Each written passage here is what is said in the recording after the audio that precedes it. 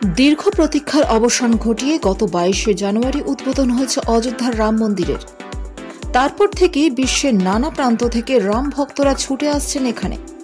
ক্রমাগত ভিড় বাড়ছে অযোধ্যা নগরীতে। রাম মন্দিরের উদ্বোধনের পর অনেকেই কটাক্ষ করে প্রশ্ন তুলেছেন, তাহলে কি এবার রামরাজ্য বলা যাবে ভারতকে? এই প্রশ্নের উত্তর জানা না থাকলেও এমন এক খুদের সন্ধান পাওয়া গেল যে অযোধ্যায় আগত পুণ্যার্থীদের কপালে তিলক কেটে রোজগার করছেন 2 হাত ভরে। অযোধ্যার রাম মন্দিরে উদ্বোধনের পর এই খুদের জন্য অযোধ্যা নগরী যে রামরাজ্য হয়ে উঠেছে তা বলাই চলে। সম্প্রতি সোশ্যাল মিডিয়ায় এই ছোট্ট ছেলেটি বেশ ভাইরাল হয়েছে। জানা গেছে এই ছেলেটির নাম গোলু।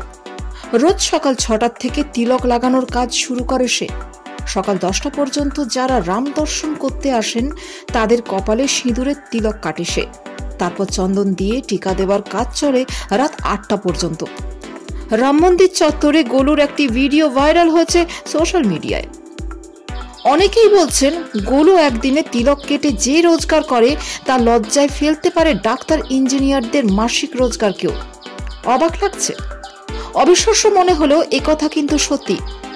একটি ভিডিওতে ছোট্ট গোলু বলেছে সকাল 6টায় কাজ শুরু করে সে।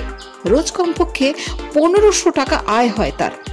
যে ব্যক্তি এই ভিডিওটি করেছেন তিনি মজা করে ছেলেটিকে বলেন, তোমার রোজগার ডাক্তারদের থেকেও বেশি?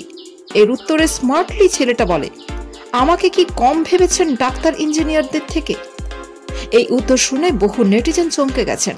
অনেকেই প্রশংসায় ভরিয়ে দিয়েছেন ছোট্ট গোলুকে।